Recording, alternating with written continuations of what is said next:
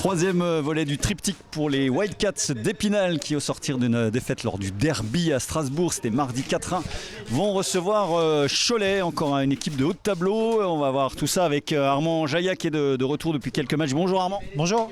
Un petit mot d'abord sur ce derby, match équilibré qui n'a pas tourné en votre faveur, c'est comme ça que vous l'analysez? Ouais, on a fait une très mauvaise entame de match, un mauvais premier tiers, on était beaucoup trop soft. Ensuite, par la suite, on a eu des grosses chances de revenir au score, mais malheureusement ça n'a pas fait. Ouais, il a manqué le réalisme au moment où vous aviez repris le momentum. Ça fait partie du sport, c'est comme ça. Maintenant c'est du passé, on est focus sur le match de demain contre Cholet.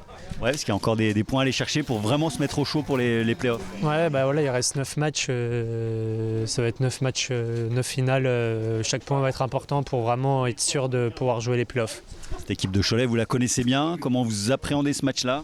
Ouais, ça va être un gros match. Tous les matchs de toute façon sont des gros. Cholet, je pense, c'est peut-être une des équipes les plus constantes de la saison. Pour le moment, on le voit, ils sont leaders du championnat.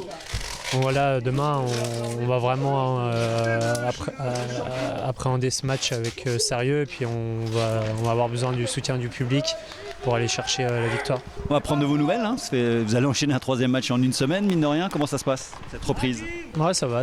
Le cardio, ça va. Le pied, ça se remet. C'est pas encore à 100%, mais le principal, c'est de rejouer, de reprendre du plaisir et puis aider l'équipe à gagner le plus de matchs possible. Ouais, c'est un Jaillat à quoi, 80, 90%? Non, 100%. 100%. Ouais. Allez, un tout dernier mot sur cette rencontre-là. Va falloir l'emballer ou au contraire rester assez prudent? Non, faut qu'on joue notre jeu. Donc même à domicile, voilà, on va voir demain les consignes du coach avant le match. Mais nous, on va jouer notre jeu. Si on peut mettre le plus d'intensité possible, comme on aime le faire, mettre des grosses mises en échec en avant, mettre un gros forecheck sur eux dès le début. On le fera, voilà. Peu importe qui est l'adversaire, il faut qu'on arrive à vraiment jouer notre jeu qu'on a du mal à trouver depuis le début de saison. Merci Armand, bon entraînement, bon match. Merci. Allez, on va aller voir Nicolas Martin qui doit être dans le coin, j'imagine, l'entraîneur adjoint. Ouais, il est tout au bout là-bas, à côté de Loïc Finet, le gardien, qui était un petit peu touché, mais qui finalement devrait pouvoir tenir sa place. Bonjour Nicolas Martin qui est en train de faire des dédicaces. Bonjour Nicolas. Bonjour à vous. Comment se présente ce match-là, au sortir donc de cette défaite lors du derby? Ouais, un derby qui a malheureusement partout dans notre faveur, mais il n'y a pas tout acheté dans ce derby-là. Les joueurs ont travaillé fort quand même. Je pense qu'on a eu un Jadlowski en grande forme et nous, on a un petit peu pêché offensivement. On a eu les occasions, on aurait dû les mettre au fond, ça n'a pas été le cas. Donc voilà, il y a un peu un bon gardien et puis nous, pas assez efficace. Et voilà la défaite. Après, pour Cholet, c'est une équipe, depuis qu'on est remonté en D1, c'est une équipe pour moi qui tous les ans flirte avec le haut de tableau et cherche un titre. D'ailleurs, c'est bizarre qu'ils n'aient pas réussi encore à l'avoir parce qu'ils ont toujours quand même une très belle équipe.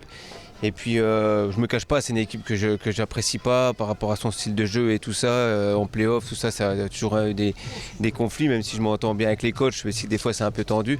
C'est partie du hockey. Il y a des équipes comme ça où on a, je sais pas pourquoi, c'est un peu plus compliqué qu'avec d'autres, mais là, chez nous, d'aller les chercher, quoi. Ils sont premiers, donc c'est toujours des bons challenges pour nous. Vous parliez de gardien, le vôtre était légèrement touché, Loïc Finet, et Jimmy Darrier toujours pas opérationnel. Quelles sont les nouvelles? Ouais, j'avoue que cette année, à chaque fois qu'il y a un blessé, on se dit c'est le dernier, et puis au final, je crois que c'est vraiment une année noire pour nous. Et oui, Loïc nous a eu une petite alerte hier à l'entraînement, il m'a fait peur, il a pris un shoot mal placé et ça l'a handicapé la fin de l'entraînement. Il avait fait des soins avec les kinés, les médecins. Ça a l'air d'aller aujourd'hui, donc puis ça va aller, je pars du principe là. Et puis pour Jimmy, on va attendre encore lundi, il doit refaire des examens. J'espère qu'on en arrive au bout et qu'encore une bonne semaine et on devrait pouvoir le récupérer aussi. Il reste 9 matchs avant la fin de la saison régulière. Quel est l'objectif tout simplement? Le premier objectif, c'est déjà les playoffs. Ça, c'est parce qu'il n'y a rien de... Qui passe par combien de victoires à votre avis? J'ai pas fait les calculs parce que j'ai pas envie de me projeter parce que moi je veux qu'on prenne les matchs un par un et qu'on prenne un maximum de points parce que c'est sûr que mieux on sera classé, mieux ce sera. Championnat toujours aussi homogène, on a vu le HCMP qui bat Tours en milieu de semaine. Mais c'est ça en fait ce championnat-là, et j'en parlais avec président de la Fédé, c'est que il est intéressant. Pour moi, c'est une belle vitrine. C'est l'un des plus intéressants entre la Magnus, toutes les autres championnats, D2, D3. Je pense que la D1, il y a vraiment tout est possible.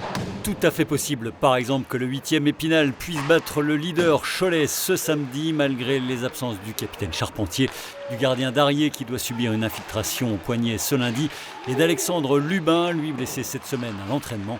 Premier engagement de cette rencontre à 18h05 à la patinoire de Poisson-Pré. Large résumé dans nos programmes de lundi.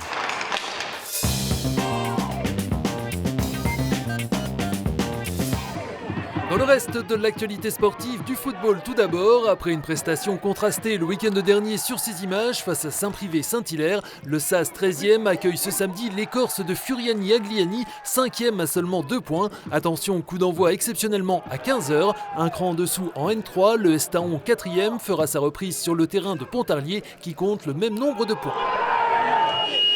Toujours au rayon des sports collectifs du handball, après une surprenante victoire le week-end dernier à Colmar, malgré un effectif très réduit, les Spinaliennes, toujours dernières, retrouvent ce samedi le Palais des Sports Émilie Wolf pour une rencontre très importante dans l'optique du maintien face à Montbéliard, avant-dernier à 4 points, début de la rencontre à 20h. Traditionnel meeting national indoor d'athlétisme ce samedi au centre de préparation olympique de Vittel, avec en épreuve phare du 3000 mètres plat dès 16h15 et de la marche athlétique. 3000 mètres pour les dames, sans Clémence Beretta, mais avec une autre championne d'Europe par équipe, l'Alsacienne Pauline Stey à 17h, et 5000 mètres hommes avec Aurélien Quignon à 17h30, également au programme 60 mètres et saut en longueur.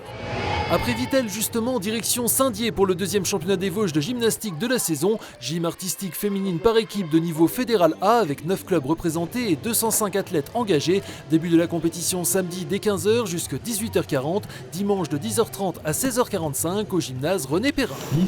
Enfin, il y aura également de l'apnée avec une compétition régionale ce samedi à la piscine olympique Roger Goujon d'Épinal, sélective pour le championnat national avec notamment une championne de France, la Mosellane Agnès Véron. Début de la compétition à 10h avec l'épreuve statique, puis dynamique avec et sans palais.